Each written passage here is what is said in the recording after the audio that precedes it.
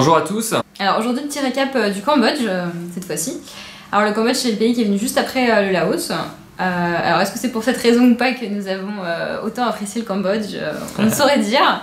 Toujours est-il qu'on on a été assez agréablement surpris par ce pays, et notamment par l'accueil des Cambodgiens.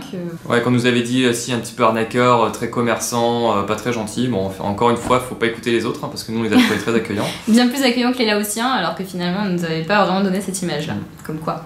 Alors le Cambodge, c'était aussi un pays qu'on a fait donc avec Claire, notre copine. Donc pendant 3 semaines, eh bien, nous n'avons pas été que tous les deux. Nous avons partagé cette expérience avec Claire. Et pareil, ça a sûrement apporté de la plus-value aussi à notre expérience. C'est la première fois qu'on passait autant de temps avec une personne, bon certes qu'on connaissait, mais c'est une autre façon de voyager, une façon... voyager à 3, c'est toujours différent que voyager à 2, rien que pour les logements et tout, les transports. C'était toujours pas plus compliqué, mais c'était bien différent.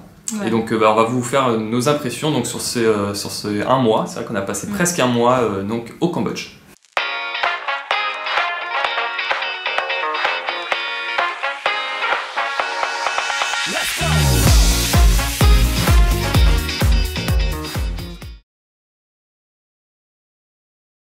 Alors pour le climat, on était plutôt dans la bonne saison.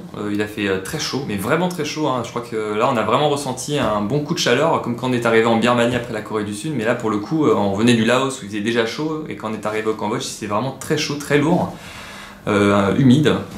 Et on a eu quelques fois des pluies, je crois qu'on a eu 4 fois une bonne pluie type un peu mousson où ça pleuvait bien, on pouvait pas sortir, sinon on était carrément assommés. Mais ça, sinon dans la globalité, on a eu quand même très beau temps. Donc vraiment climat, hein, pour un mois de janvier, c'est parfait. Je pense que c'est la bonne période. D'ailleurs, on a vu que c'était la bonne période parce que c'était très touristique. On s'était renseigné pour savoir si c'était toujours comme ça, notamment au temple d'Angkor. Et puis finalement, en fait, c'était la saison touristique, décembre, janvier. Donc c'était aussi un petit côté négatif, c'est qu'on a eu beaucoup de monde. Mais le climat, janvier, parfait. Alors au niveau des transports, les routes au Cambodge sont plutôt en bon état. Alors plutôt en bon état par rapport à nous qui venons du Laos notamment, où les routes au Laos sont quand même pas terribles, et la Birmanie n'en parlons même pas.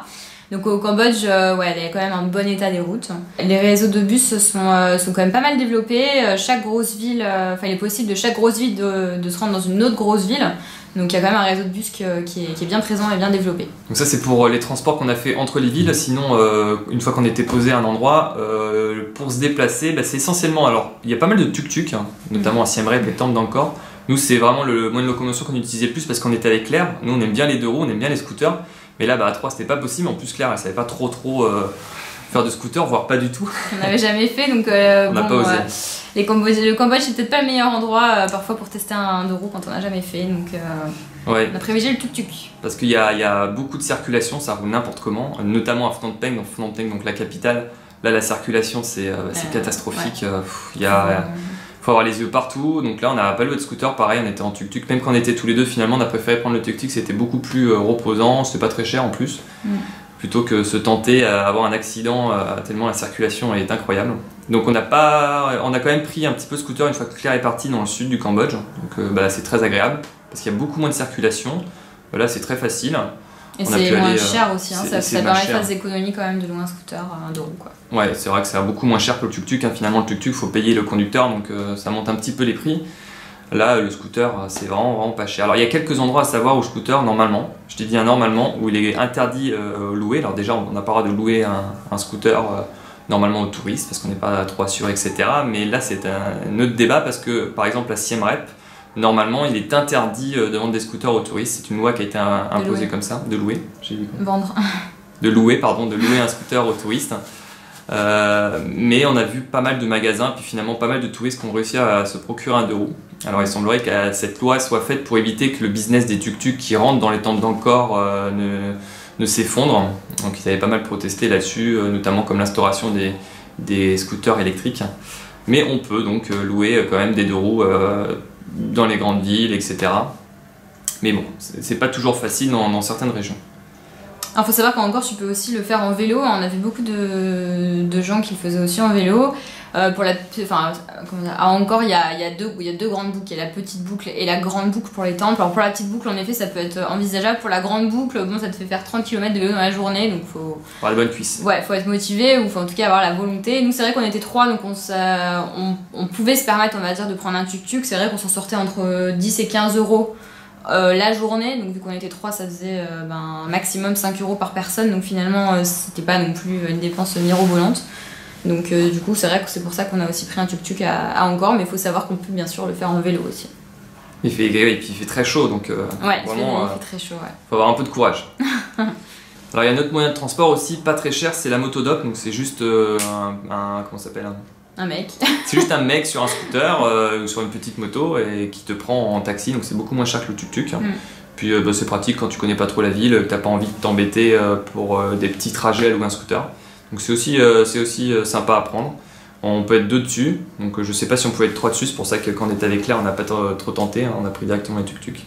Mais bon, faut le savoir, c'est plus économique que louer un scooter ou prendre un tuk-tuk. Alors, par contre, il faut bien négocier tout ce qui est tuk-tuk et motodop, parce qu'ils ont tendance à te donner des prix qui sont juste mirobolants, donc il faut quand même se renseigner un peu sur les prix. Et surtout ne pas hésiter à bien négocier, parce que clairement parfois ils se sentent plus. On s'était renseigné pour louer aussi une voiture, parce qu'on voulait aller monter dans le nord du Cambodge pour aller voir le temple de Previer. Et on n'avait pas envie de perdre trop de temps pour y aller, parce que comme il y avait Claire et que son temps était compté, on voulait donc gagner un petit peu de temps et voir si on pouvait louer une voiture, mais c'était pas possible. Donc finalement ce qui est possible c'est de louer une voiture avec un chauffeur. Donc là c'est pas donné. Là on en s'est retrouvé à peu près pour presque 100 € la journée, 80 € la journée. Donc c'est très cher, mais par contre c'est hyper pratique, parce que bon, on a la clim, on va très vite, on va là où on veut, on a vraiment le chauffeur avec nous pour toute la journée. Donc faut le savoir, on peut pas trop louer de voiture, ça a l'air d'être très compliqué, mais en tout cas avec un chauffeur c'est beaucoup plus simple, et en plus ils connaissent très bien la région. Alors pour la nourriture au Cambodge, on a plutôt bien mangé, pareil on était assez agréablement surpris, mais en Asie de manière globale on a rarement mal mangé. Par contre on tourne quand même pas mal autour des mêmes plats, des currys, alors Khmer curry certes, mais ça reste du curry. Le hammock aussi, alors on sait pas exactement avec quoi est fait cette pâte, ça a un petit goût entre la citronnelle, il y a aussi du chou, des carottes dedans. Pareil, après en delà de ça on a quand même été amené à manger régulièrement les mêmes plats, donc en un mois tu tournes quand même un peu autour du riz, ouais, toujours très peu de pâtes, donc voilà, il n'y a pas une grande variété de plats, très peu de desserts. La plupart du temps on allait acheter des fruits, parce qu'au Cambodge tu peux trouver très facilement des fruits et vraiment pas cher, enfin tu pouvais manger de la mangue, de l'ananas, pour un prix juste dérisoire. Donc du coup ça c'était assez agréable, mais par contre il faut savoir qu'il n'y a pas trop de pâtisserie, tout ça on n'en a pas vraiment mangé. Pour ceux qui aiment le sucré, le Cambodge, voilà, c'est pas... c'est pas la destination à choisir. C'est ça. En moyenne, pour manger un plat au Cambodge, c'est entre 3 et 5 € en moyenne. Donc c'est clair que tu vas pas pouvoir manger pour 1 ou 2 $. Donc voilà, il faut le savoir. Le budget nourriture, c'est quand même un budget à prendre en compte. Et en effet, tu ne pourras pas manger, quand bien même tu mangerais dans des petits boui-boui finalement. C'est rarement peu cher. Ouais, c'est rarement peu cher.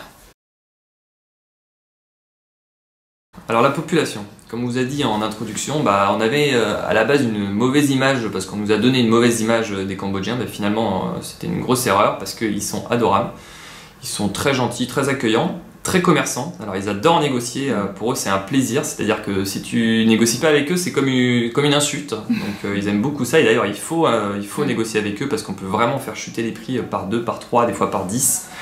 Donc ça ils aiment bien ça. On les a trouvés assez accueillants, assez gentils, aidants aussi. Alors petit bémol juste pour Phnom Penh, pour le coup Phnom Penh, moi j'ai trouvé que c'était clairement un autre Cambodge. Alors ça avait un intérêt énorme dans la Phnom Penh, mais par contre au niveau de la population c'est clairement pas là que tu vas avoir un accueil des Cambodgiens comme nous, on peut en parler dans cette vidéo. Non, on les a trouvés quand même assez fermés, limite un peu moqueurs. Enfin voilà, ils étaient pas, non, c'est pas là qu'on a eu le meilleur contact avec la population cambodgienne. Mais c'est comme le problème dans tous les pays, à chaque fois qu'on est dans une capitale, on trouve les gens moins accueillants parce qu'il y a trop de monde. C'est comme à Paris, les Parisiens, je suis désolé, ne sont pas accueillants non plus. Alors au niveau des enfants, on était agréablement surpris, parce que apparemment les enfants sont vraiment scolarisés au Cambodge. Les parents mettent vraiment un point d'honneur à ce que leur enfant ait une bonne scolarisation, et qu'importe ce que cela peut leur coûter d'ailleurs. Par contre, il y a quand même mine de rien un peu de travail d'enfant aussi, et on a pu quand même malheureusement constater à plusieurs reprises les enfants qui travaillent, et notamment qui s'improvisent guides à l'entrée des grottes. Donc voilà, bon, nous vous devez savoir depuis le temps qu'on n'est pas trop pour donner de l'argent à des enfants, donc on ne va pas exploiter des enfants pour notamment les avoir en tant que guides.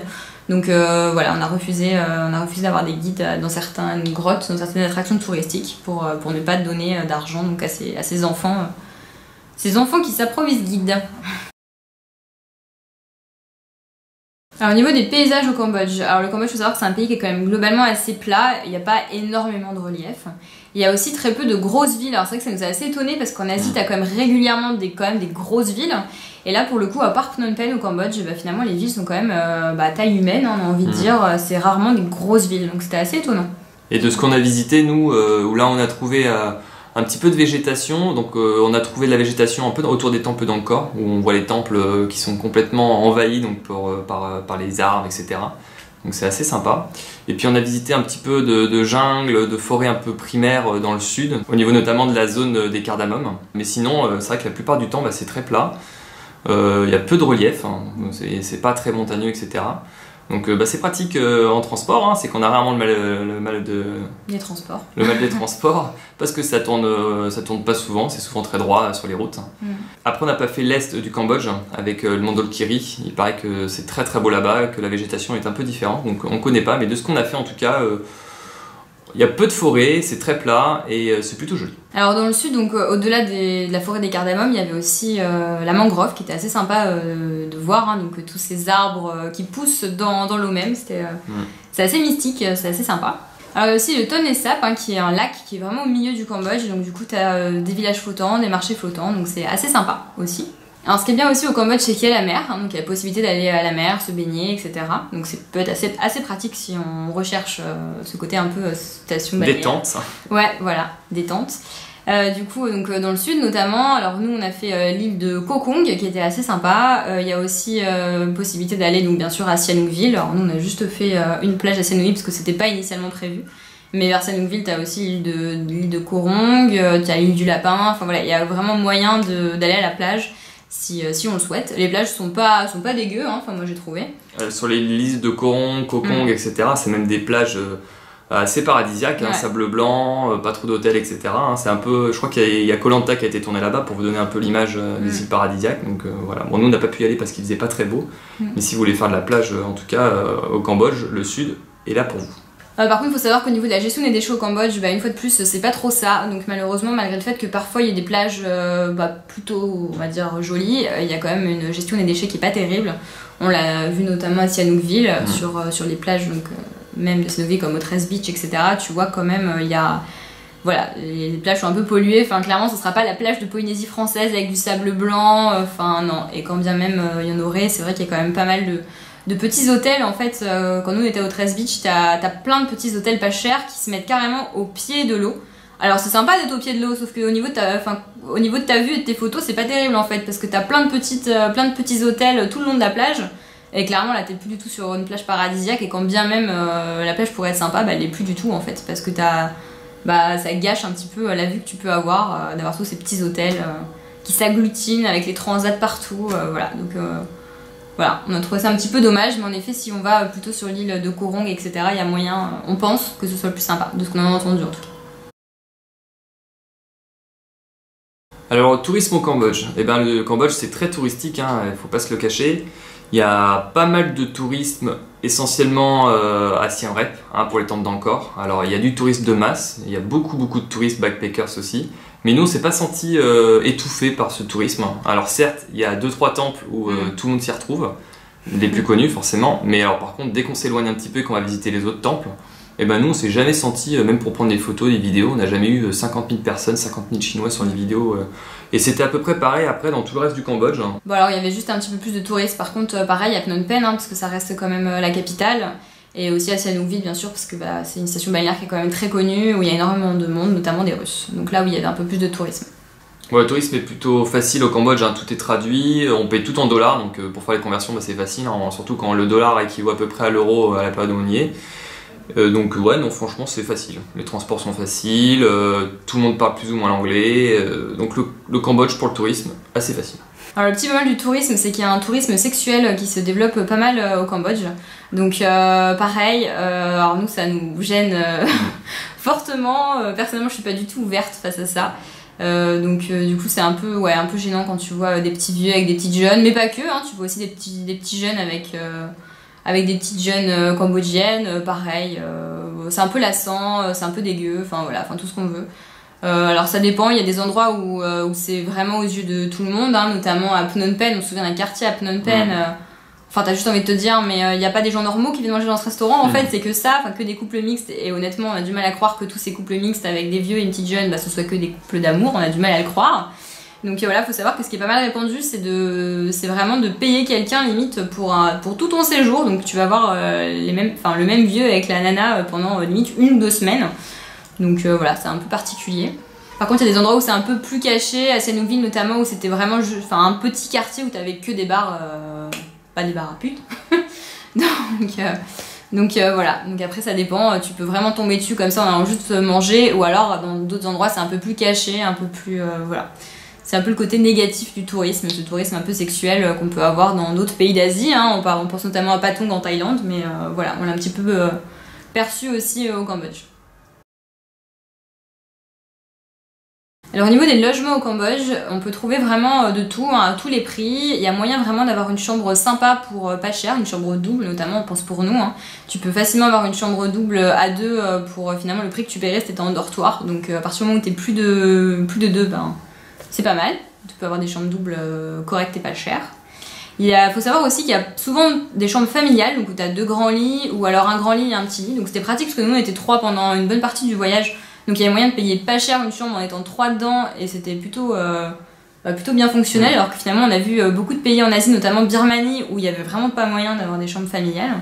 Donc ça c'était plutôt pratique au Cambodge. Le problème en mode backpackers, donc en mode quand même pas trop cher, c'est qu'on est souvent tombé sur des chambres sans eau chaude, donc c'était un peu le point négatif. Parce que bon, même s'il fait chaud de temps en temps, l'eau très très froide, c'est pas toujours facile à prendre. Qu'on n'a pas connu dans les autres pays qu'on a fait jusqu'alors, même dans les chambres pas chères on avait toujours l'eau chaude, bah là c'était un coup sur 2.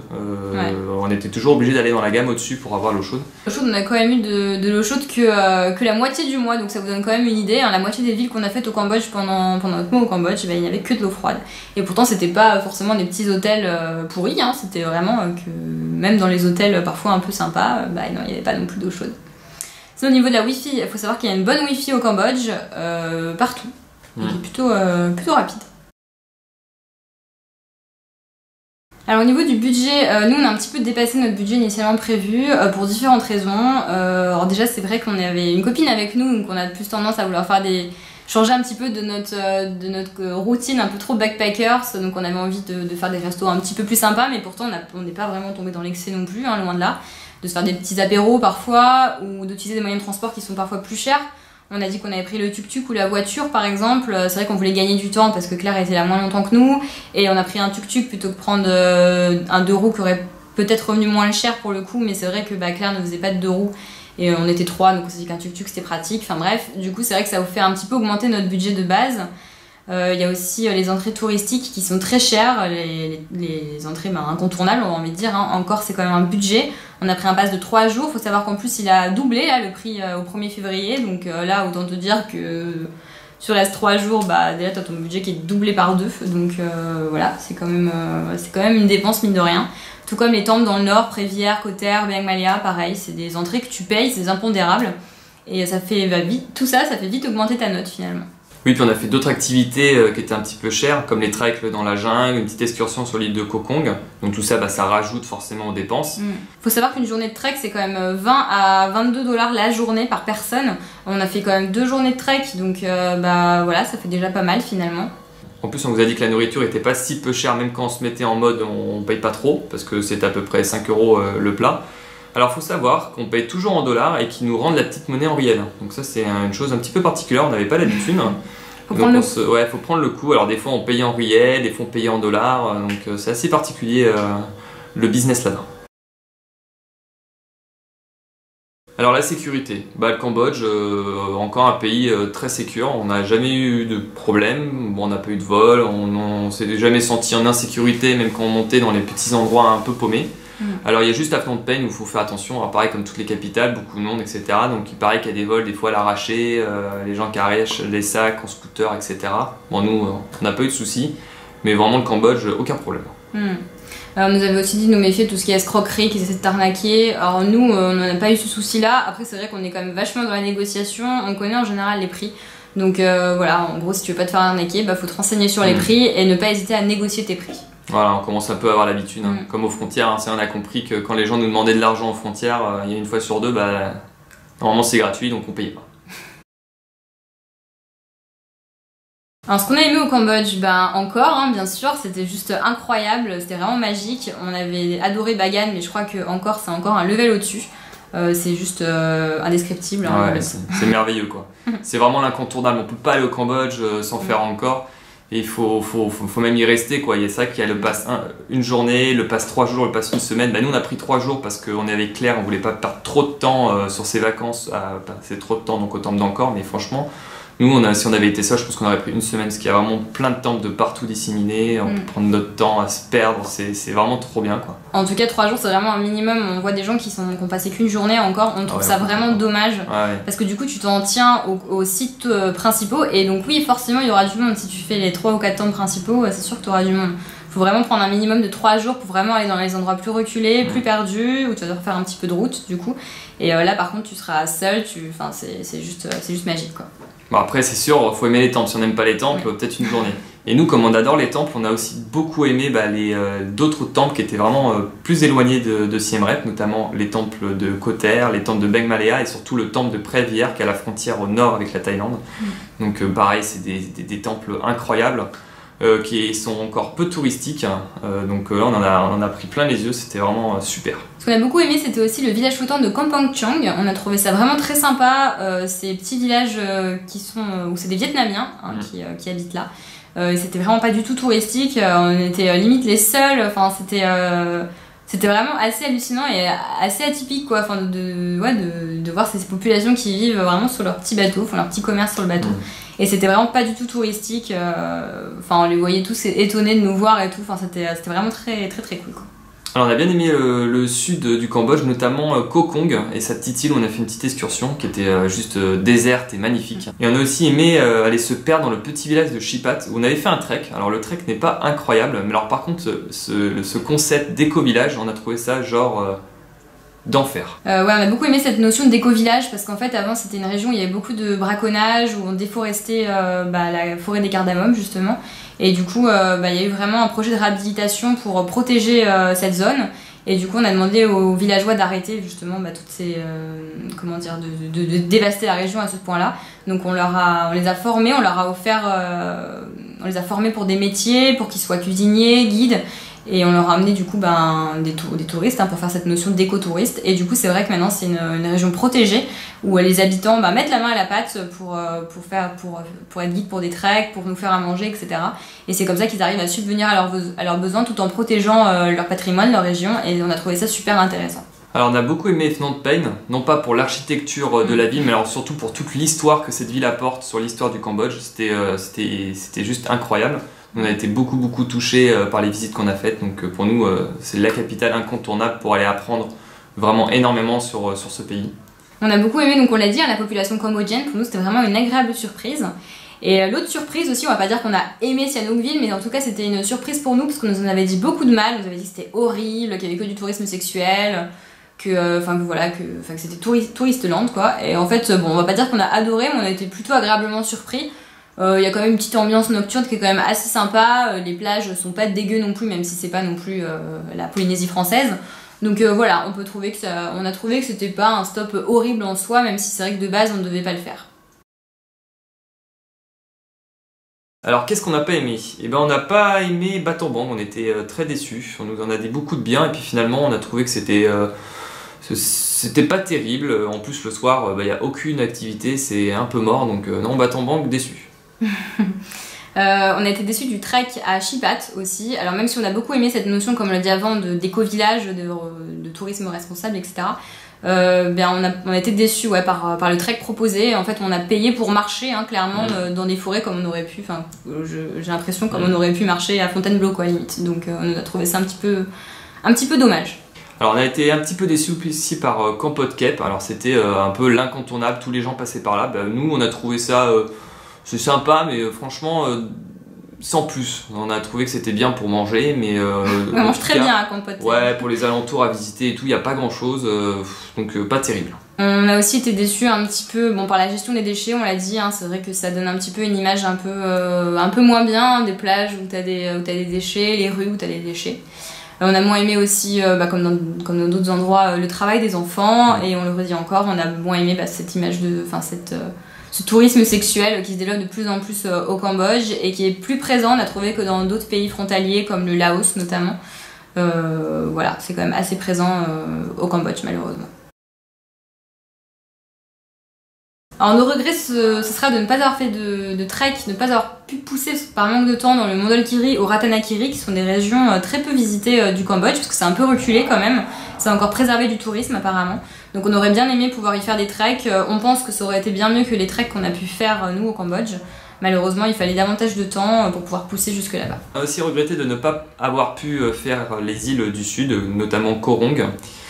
Parce qu'il paraît que c'est des super plages. Malheureusement, on n'avait pas un temps très très sympa, hein. Il pleuvait un petit peu. En plus, on n'avait plus beaucoup de temps au Cambodge, hein. On était un peu pressé d'aller au Vietnam. Mais c'est vrai que si on était à refaire, on serait bien allé se reposer un petit peu là-bas. Alors le Cambodge, c'est un pays qui nous a beaucoup plu. On peut dire que ça fait partie d'un de nos coups de cœur pendant notre tour du monde. On saurait pas trop expliquer pourquoi finalement, parce qu'on avait beaucoup de coups de cœur, mais on a aussi eu beaucoup de déceptions, hein, comme on peut le voir dans la vidéo. Mine de rien, l'idée globale, c'est vraiment qu'on a beaucoup aimé, on a adoré les Cambodgiens, et on a vraiment eu plaisir à visiter ce pays, et à aussi découvrir l'histoire du Cambodge, des Khmers rouges, etc. C'est vrai que c'est une partie de l'histoire qu'on ne voit pas trop dans notre programme d'histoire en France, et donc là c'était vraiment très intéressant et très enrichissant de pouvoir apprendre tout ça sur ce pays. Donc on vous conseille vivement d'aller faire un tour au Cambodge. Et surtout les temples d'Angkor, hein, évidemment, ouais, c'est le best-of, mais même si c'est touristique, ça reste vraiment l'incontournable, il faut vraiment au moins le faire une fois dans sa vie.